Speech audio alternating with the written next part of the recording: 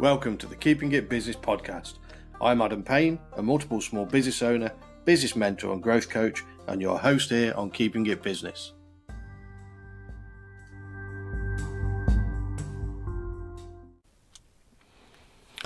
Recently read a book by Rob Moore called Routines Equals Results, and it's a cracking little book, and it goes into all the things I've discussed before within productivity and time management, and those little things that make us more efficient and more effective in what we do.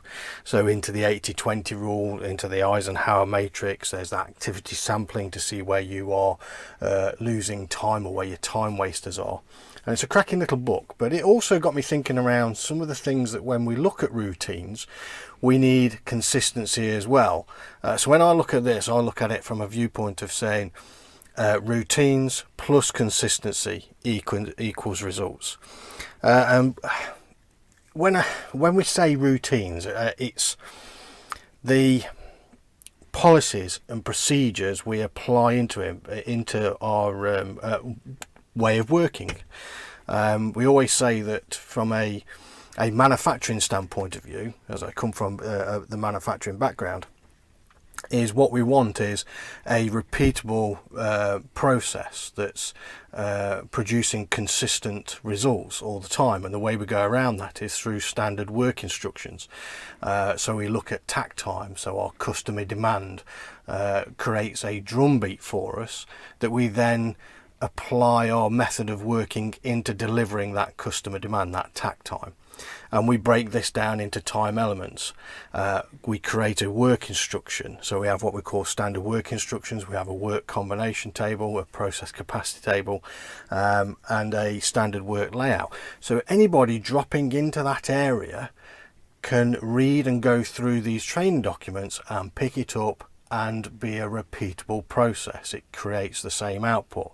What we don't want is 10 people doing their own unique little ways and we get 10 different outputs. Now this is no different with us in any business, from a sales point of view, within our finance functions, within our purchasing functions, from any side of a business. We need to have our workshop manual as such, our business manual, so people know their roles and responsibilities, what they're accountable for, and they have written down documents.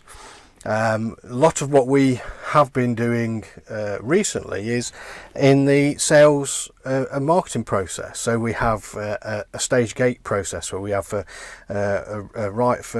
request for a quote, going into quote approval, then into contract acceptance. We may have tool and release if we're into the manufacturing side, process development, qualification, pre-serial production, into production handover.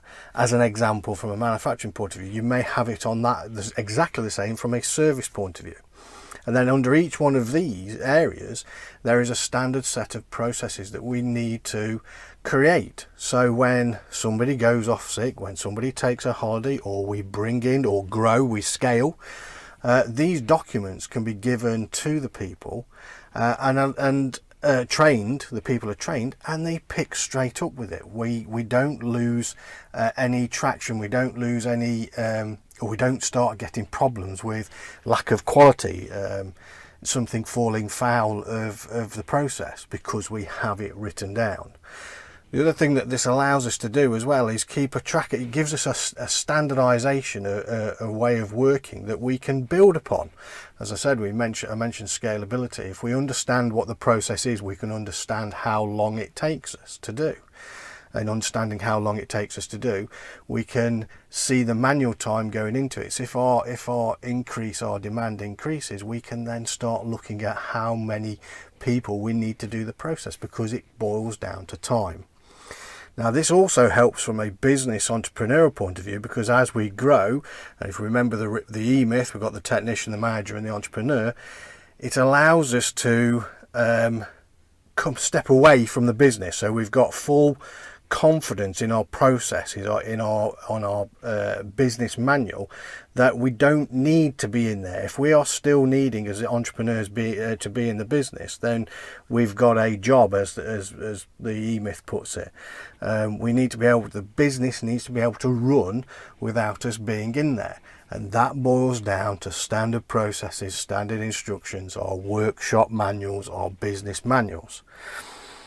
So it's quite critical, this area, this routine, and this consistency, because what it means is we've got this process, and this process is being worked, documented. Doesn't stifle creativity or anything like that, but we still work the process to deliver that output. We get into a routine, so it delivers that output, and of course it brings results. Now, I've been looking at this from my point of view of doing some work with LinkedIn. LinkedIn is about expanding your network. You should be connecting with 10 people, at least 10 people today within your industry sector, within your niche market customer avatar that you're going after. Now, what I started to look at then is saying, well, okay, how can I actually bring them into getting them involved with potentially getting them involved with my Facebook group and building my Facebook group. So I was thinking of ways around my process. So I've got the routine there. On a daily basis, I connect with 10 people. So I'm expanding my network.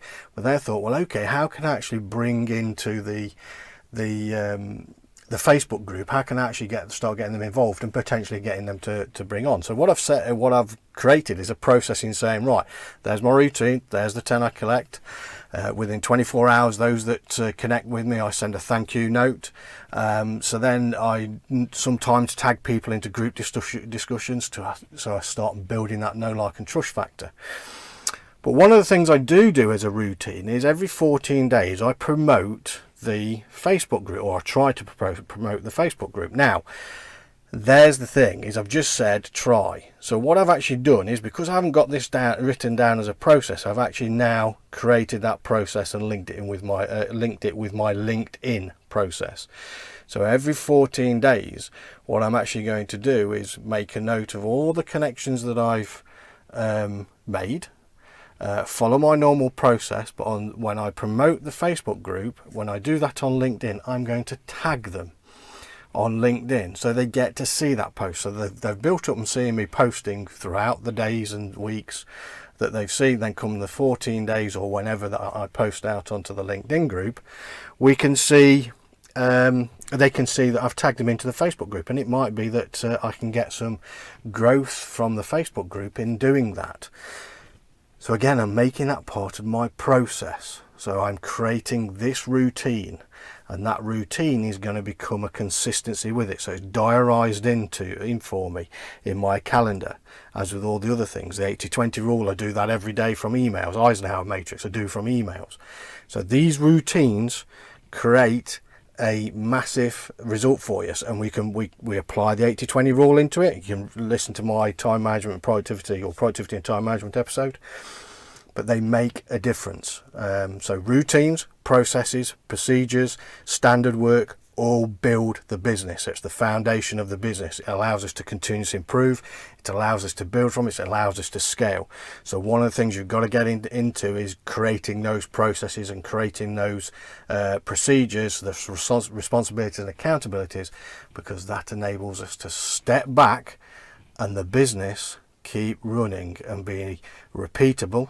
Repeatability, consistent, same results, same output, without us actually being there. That's when we have the business. That's when we've got the business. So that's just a very short on routines and results that can make a massive difference, well, does make a massive difference with your business.